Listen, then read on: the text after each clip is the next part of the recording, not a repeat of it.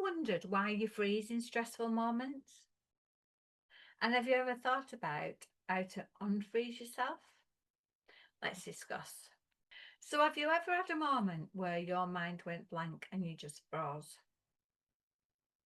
That happens to me quite a lot actually because I suffer with fibromyalgia, and one of the big things with fibromyalgia is brain fog. So, that's why I have a teleprompter that has bits on it that can prompt me into knowing where I am. Um, Doesn't happen to me when I'm in therapy sessions though, which is really strange, I suppose. But when I'm doing videos and seem to be feeling like I'm talking to myself, then it can happen. So what I want you to know is that it's not a weakness, it's not a failure, it's just your brain protecting you.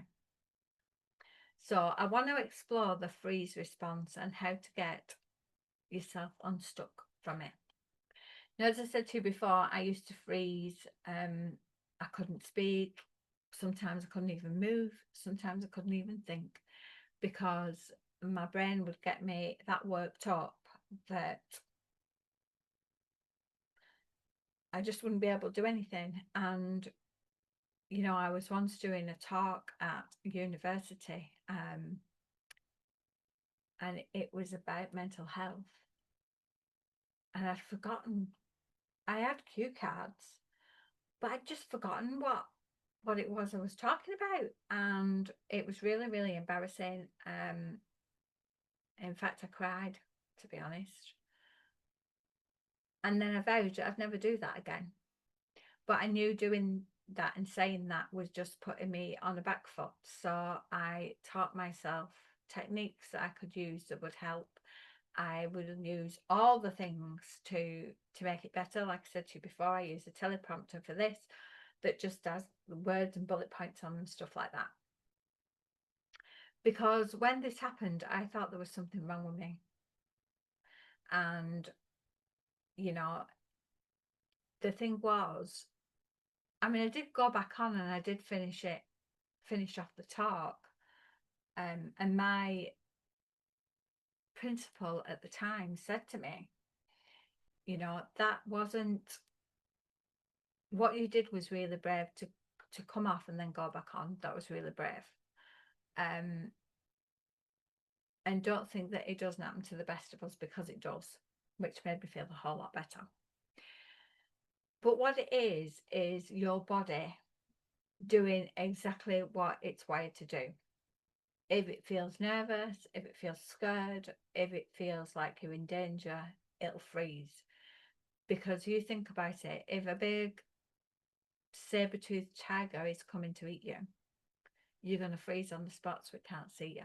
You're not going to be flailing around and doing all this sort of stuff, are you? So that's the reason why it happens, and that's what we're designed to do, basically. So the freeze response is part of the nervous system. It's a trauma response, and it's a really old one from cave times that we've just never seemed to have got rid of.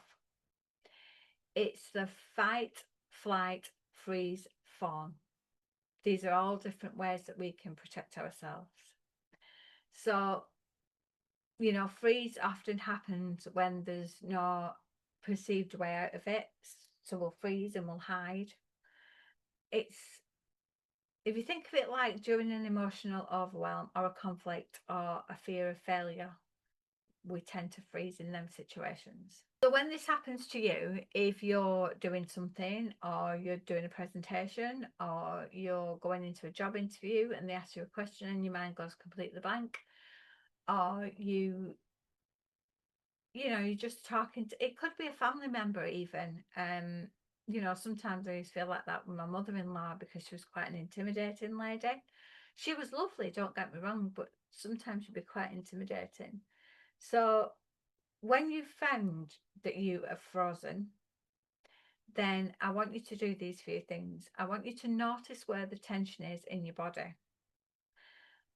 We all feel it in different places. So when I'm feeling tense or nervous, I tend to feel it in my hands and my arms and my chest. So it like comes along here, if you like. So what you can do in this moment, depending on where it is for you, you can use movement. So wiggle your fingers, shake your arms a little bit. You know, if you're feeling it in your feet and your legs, wiggle your legs around, and you know, wiggle your toes, that kind of thing. Because that brings you back, it grounds you and it brings you back to the moment, here and now. And also you can concentrate on what you're wiggling. I know sometimes if you're going to do a presentation, you don't want to be standing there doing all this sort of stuff. But sometimes, I don't know if you've seen it on films or whatever, if someone's going to go and do something, they'll do a bit jumping up and down or flapping their arms about or whatever. So you could do the same thing, but you could do it subtly. You don't have to do it where it, you know, it makes you feel like an idiot, basically. The other thing that you can do is breathe into your belly. So it's really, really deep breathing. This doesn't do for everybody because sometimes it can make you feel lightheaded and you can go a bit dizzy. So, but the deep breathing is you breathing right into your belly. So you're taking a big deep breath.